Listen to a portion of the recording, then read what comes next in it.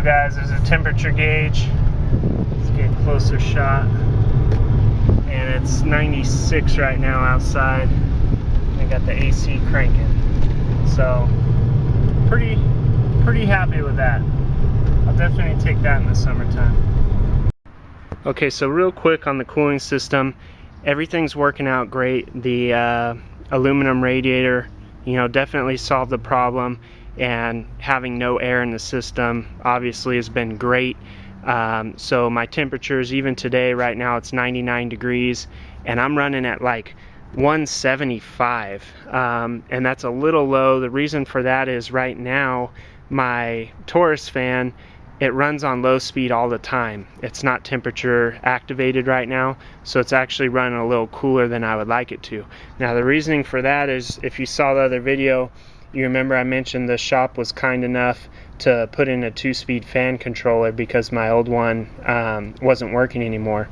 Well, what happened is, you can see one of the relays is missing right here. This was the one controlling high speed.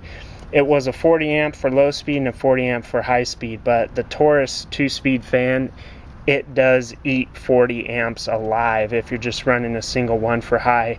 I smelled like that burning electrical smell, and I got under the hood and I touched the relay. This one was fine. This one was so hot I couldn't even stand to touch it for more than a second. And then while I was looking at it, actually was started smoking. And you probably can't see it, but there's actually some melted plastic in this terminal right here. So what happened was, the 40 amp relay, it just couldn't handle the high speed fan. So I got a pair of pliers. Like I said, the relay was so hot, I pulled the 40 amp out. So now what it does is just runs on low all the time, because I think it also, in the process of burning out that high relay, I think it also messed up this temperature control adjustment here, the little blue thing, because it was like making a shorting out sound. So what I did was crank it all the way to the left for now. And so it doesn't come on all the time. Like when I first start the Jeep, it doesn't come on, but it comes on real low. I'd say maybe like 160. It kicks the fan on low and never kicks back off until I shut the Jeep off, and it goes below that 160. So definitely temporary setup, but right now it's hot outside, so it's not a problem. It's keeping the Jeep nice and cool. So I'm gonna get a Dakota digital controller, and I'll let you guys know how the install on that goes. That the aluminum radiator's working out great. I haven't had any leaks. So Holtz Auto did a great job. I haven't had any problems at all besides the fan controller. And like I said, at 99 degrees with the AC running, I'm only running maybe 175 on the gauge, so that's been great. You know, it never fails with Jeeps. You get one thing fixed, and then something else happens. I mean, literally the next day in this case. So I was all stoked, you know, because if you've seen the other videos, you know my girlfriend and I tried to go up and run the Rubicon by ourselves, and before we even got on the trail, we had the overheating issues. Then that got taken care of, and then I was all stoked because, oh, you know, now the Jeep's back in business, it's not overheating, it's got a new cooling system, we're good to go.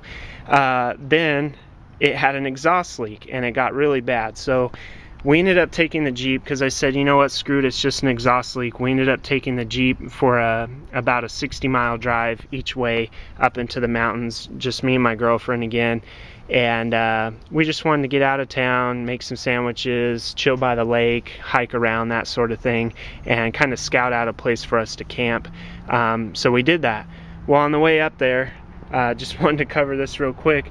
You know, my girl says, oh, I gotta go to the bathroom, can you stop at the gas station? So the Jeep was run like a champ. I was all stoked on the cooling system, like I said. And then you can see this right here is definitely not factory. I've got some hose clamps on there, and that's actually a piece of my coolant reservoir hose, because what this is the line that goes all the way over to the Evap canister, which I've relocated over by my air filter.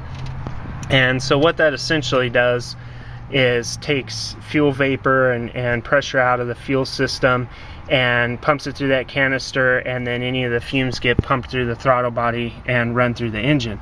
And so, you know, running like a champ. Then we stopped at the gas station, and I tried to start it, and it just sputtered and died. I couldn't believe it. I'm like, you know, what the heck's going on? First we overheat last weekend, screwed the whole weekend up, cost a whole bunch of money to get home, and now we're 60 miles from home, 5,000 feet in elevation, up in the middle of nowhere in the mountains, and you know, now the Jeep won't run. And I've never had problems with the Jeep not idling, not starting, not running, things like that. So first I'm flipping out, and then I finally got it to run at the gas station. And the weird thing was, when I opened the gas cap, tons of pressure came out, and at the time I just didn't even know what to think of it. So the Jeep started up, we went down the road, took the exit for the lake we were heading to, and then I pulled off the side of the road just to check the map on the phone, and it died again, and I was just sitting there sputtering. And this time I couldn't get started back up. So if you guys have been following the videos, you all know Joel Gonzalez, my good friend and good mechanic who now lives in Texas. I gave him a call, did some technical support, and basically said, you know, hey, here's what's happening. And he was kind of stumped at first too. And so he said, you know, let me make a call, I'll call you right back. And while he was doing that, I just started tracing lines. And I suspected the Evap, because of all the fuel pressure building up. Every time I opened the tank, it would just hiss at me. And so I followed the lines. And number one, let me get over here in case you guys ever run into this problem. And if you have a Jeep, carry your tools. I carry all of my tools. It doesn't matter where I'm going. I carry all of my tools, and I carry things like hose clamps, wire, all that kind of stuff. I'll make a video of everything I carry, basically my Jeep survival kit. But right here, this little deal right here, it's a controller for the Evap system, and you can see these lines down here. Hopefully you can see that there's no clamps or anything on those. And what happened was, when I relocated my Evap canister, I kind of kinked those too crazy, and so those weren't sealing up good. That was my first problem. So what I did was I undid this bracket. You can see how it's just hanging here. There was a bolt through it. I undid that. That way it's not kinked. You know, it can kind of sit where it needs to, so that those connections, you know, have a good vacuum seal. And then I just followed the lines and traced this one with that you know, plastic deal on it right there. Traced it all the way up to the throttle body, and that's where I found just a disgusting original hardened rubber hose right there, completely hard and cracked almost completely in half all the way down the middle. And there were no hose clamps or anything like that. So I was like, well, there's a problem, huge vacuum leak. Right about that time, Joel called back and he had some more advice for me, and I told him, hey bro, I think I found it. It's a huge vacuum leak. He confirmed. He's like, yeah, that'll definitely cause what you're running into. So then I started looking under here for lines about the same size, and I found this line right here, which is my coolant reservoir hose. It was about the right size. It worked really good on the end on your right, but on the end on the left going into the throttle body, it was kind of big. So I went digging through my toolbox, and luckily I had a bunch of these hose clamps, and it worked. I cut off a small section and stuck it on there and used a little 1/4-inch ratchet to snug them down, and it fired right up after that. So really stoked on that, you know, being able to fix it, because I definitely didn't want to have to do another tow truck run. And the best news of it was, you know, my girlfriend and I got to move forward and get to the lake and make our sandwiches and, you know, watch the sunset and hike around, and it was just a great time. So, you know, I'm glad that's taken care of. But I think that's about it for today, guys. I feel like I'm forgetting something, but I think it's just because I'm so happy that I'm not overheating anymore. I can run my AC, I don't have to worry about it, and I don't have an exhaust leak anymore.